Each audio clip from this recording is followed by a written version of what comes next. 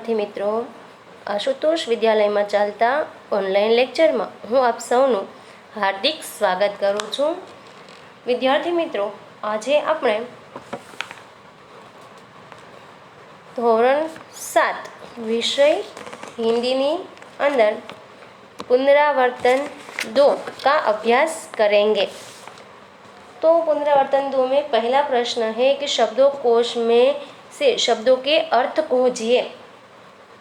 यहाँ हमें विद्यार्थी मित्रों 10 शब्द दिए गए हैं जिसके हमें अर्थ जो है वो लिखने हैं. तो हमारा पहला शब्द है मंजिल, जिसका अर्थ होता है लक्ष्य. दूसरा शब्द है चाम, जिसका अर्थ होता है चमड़ा. तीसरा शब्द है निराला, जिसका अर्थ होता है अनोखा. चौथा शब्द है तरुवर, जिसका अर्थ होता है वृक्ष. पांचवा शब्द है इरादा, इसका अर्थ होता है निश्चय या तो विचार. छठा शब्द है हमारा तराना, जिसका अर्थ होता है गीत. सातवां शब्द है भस्म, जिसका अर्थ होता है राख. आठवां शब्द है सूप, इसका अर्थ होता है अनाज साफ करने का साधन. नौवां शब्द है चटकाई, इसका अर्थ होता है खींचकर, चटके से. और 10वां शब्द हमारा और अंतिम शब्द है उपाधि, जिसका अर्थ होता है पदवी. अब हमारा दूसरा प्रश्न अ में है कि निम्नलिखित प्रश्नों के उत्तर दीजिए. इसमें हमारा पहला प्रश्न है सभी धर्मों का सार क्या है.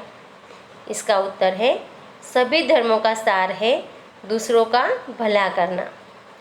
दूसरा प्रश्न है साधु कैसा होना चाहिए.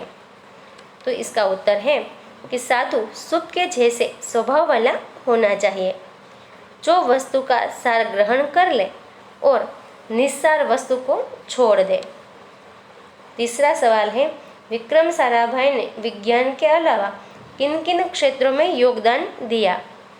इसका उत्तर है विक्रम साराभाई ने विज्ञान के अलावा और कला, शिक्षा और समाज सेवा के क्षेत्रों में योगदान दिया. चौथा और अंतिम सवाल है गरीब की हाई के लिए कौन सा उदाहरण दिया गया है. तो इसका उत्तर है गरीब की हाय के लिए लुहार की धोकनी का उदाहरण दिया गया है. अब प्रश्न 2 का प्रश्न ब जो है उनमें है निम्नलिखित प्रश्नों के उत्तर दीजिए. इनमें हमारा पहला प्रश्न है हमारे देश की विशेषता क्या है. इसका उत्तर है हमारे देश में भिन्न भिन्न रंग, रूप, पहनावे वाले और अलग अलग भाषाएं बोलने वाले लोग रहते हैं. इसके बावजूद और अलग अलग भाषाएं बोलने वाले लोग रहते हैं, इसके बावजूद हम सब एक हैं. इस तरह विविधता में एकता ही हमारे देश की विशेषता है. अब हमारा दूसरा प्रश्न है तुलसीदास सबसे हिलमिल कर रहने को क्यों कहते हैं.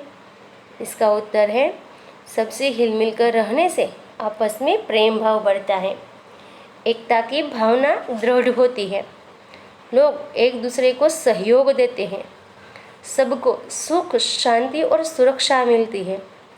इसलिए तुलसीदास सबसे हिलमिल कर रहने को कहते हैं. तीसरा सवाल है विक्रम साराभाई के प्रयासों से अहमदाबाद में कौन कौन सी संस्थाएं प्रारंभ हुई. इसका उत्तर है विक्रम साराभाई के प्रयासों से अहमदाबाद में निम्नलिखित संस्थाएं प्रारंभ हुई, जिसमें पहली संस्था है भौतिक अनुसंधान प्रयोगशाला. दूसरी संस्था है टेक्सटाइल इंडस्ट्रीज रिसर्च एसोसिएशन. तीसरी संस्था है लोक विज्ञान केंद्र एवं नेहरू विकास संस्था. अब हमारा चौथा प्रश्न है माला में कौन कौन से फूल एकरूप हुए हैं. इसका उत्तर है माला में बेला, गुलाब, जूही, चंपा, चमेली आदि फूल मिलकर एकरूप हुए हैं. अब हमारा तीसरा प्रश्न है निम्नलिखित परिच्छेद में उच्चित विराम चिन्ह लगाइए.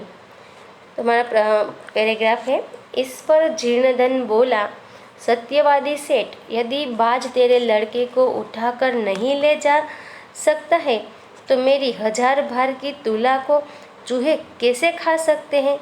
अगर तू अपने बेटे को चाहता है तो पहले मुझे मेरा तराजू वापस कर दे। अब हम इस पैराग्राफ को जो है विराम चिन्ह लगाकर फिर से लिखेंगे। तो इसमें हमें शुरुआत करते हैं। इस पर जीर्णधन बोला, अल्पविराम और डबल इन्वर्टेड कोमा यानी कि 2 अवतरण चिन्ह अरे। इसके बाद आएगा उद्गार चिन्ह सत्यवादी सेठ। इसके बाद अल्पविराम, यदि बाज तेरे लड़के को उठाकर नहीं ले जा सकता, अल्पविराम, तो मेरी 1000 भार की तुला को चूहे कैसे खा सकते हैं? यहाँ पर प्रश्नार्थ चिन्ह आएगा। अगर तू अपने बेटे को चाहता है, अल्पविराम, तो पहले मुझे मेरा तराजू वापस कर दे, पूर्ण विराम और अवतरण चिन्ह पूर्ण होते हैं। अब हमारा चौथा प्रश्न है, शब्दों को उचित क्रम में रखकर अर्थपूर्ण वाक्य बनाइए। तो यहाँ हमारा पहला वाक्य है, नदी हम बैठे के थे किनारे। तो इसका जो है अर्थपूर्ण वाक्य बनेगा, हम नदी के किनारे बैठे थे।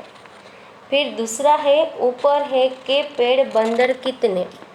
इसका अर्थपूर्ण वाक्य बनेगा, पेड़ के ऊपर कितने बंदर हैं। तीसरा वाक्य है, वणिक रहता एक था किसी नगर में। इसका अर्थपूर्ण वाक्य बनेगा, किसी नगर में एक वणिक रहता था। चौथा वाक्य है, 2 इनका कर हुआ, माल सामान लूटा इन्हें वापस। इसका अर्थपूर्ण वाक्य बनेगा, इसका लूटा हुआ माल सामान इन्हें वापस कर दो। पांचवा हमारा वाक्य है, दुनिया करती थी सारी इज्जत उनकी। इसका अर्थपूर्ण वाक्य बनेगा, सारी दुनिया इनकी इज्जत करती थी। अब हमारा पांचवा प्रश्न है, नीचे दिए गए वाक्यों में रेखांकित शब्दों के लिंग परिवर्तन करके विधान फिर से लिखिए। हमारा पहला वाक्य है, आज शिक्षक नीलेश से कुछ बात कर रहे थे। इसका हम जो है शिक्षक जो शब्द है उनका लिंग परिवर्तन करके वाक्य फिर से लिखेंगे कि आज शिक्षिका नीलेश से कुछ बात कर रही थी। फिर हमारा दूसरा जो वाक्य है वह है, वह लेखक बनना चाहता है। तो यहाँ लेखक की जगह है हम लेखिका, उनका लिंग परिवर्तन करके वाक्य फिर से लिखेंगे, वह लेखिका बनना चाहती है। तीसरा हमारा वाक्य है, नौकर आज बहुत ही देर से आया। तो नौकर की जगह इनका लिंग परिवर्तन करके हम शब्द बनाएंगे नौकरानी और वाक्य बनेगा, नौकरानी आज बहुत ही देर से आई। चौथा वाक्य है, नए डॉक्टर बहुत अच्छे हैं। तो डॉक्टर के जगह आएगा डॉक्टरनी।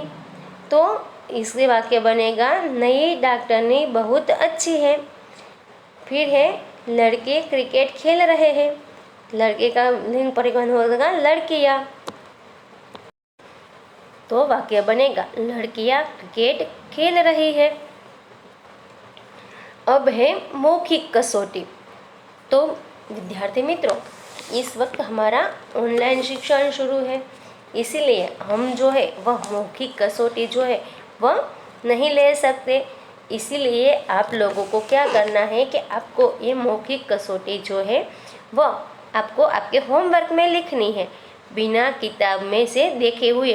तो आपको ये लिख कर जो है अपने होमवर्क बुक में लिख कर लानी है। जब आपको के पास स्कूल में आपको होमवर्क दिखाने के लिए आओगे तो यह भी होमवर्क पुनरावर्तन 2 के साथ साथ मौखिक कसौटी भी आपको लिख कर लानी है।